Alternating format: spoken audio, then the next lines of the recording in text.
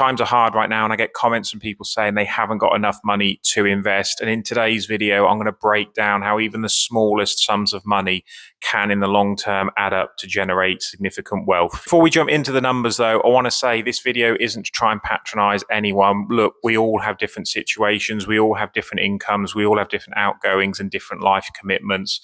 This is just to show how tiny sums of money, with the power of compounding, consistency, and time, can really build a significant pot of wealth. I'm going to go through the same assumptions for each scenario. So we're going to use a stocks and shares ISA.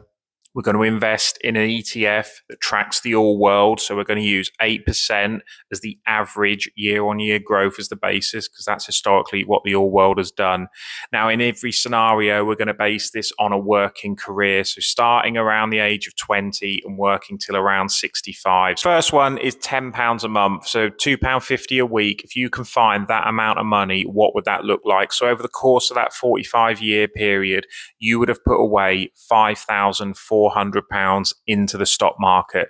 Your end result would be £53,000. So to some people, £53,000 probably doesn't sound that much.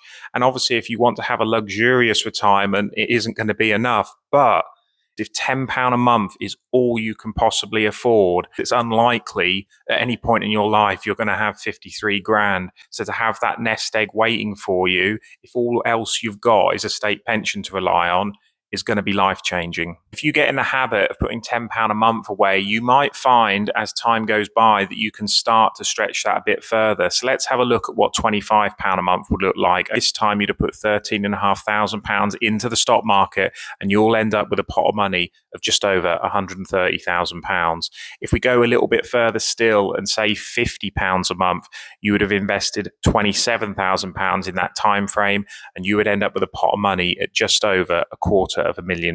One step further and say £100 a month throughout that same time frame, you would have invested £54,000, and at the end of it, you should end up with a pot of just over £500,000. Now, I'm not going to be dismissive of anyone's financial circumstances. I know there's people out there that will genuinely be struggling to find any kind of spare money. The vast majority of people watching this video, at least one of those amounts that came up on screen should be achievable. And remember to follow JP's budget if you want to get better with money.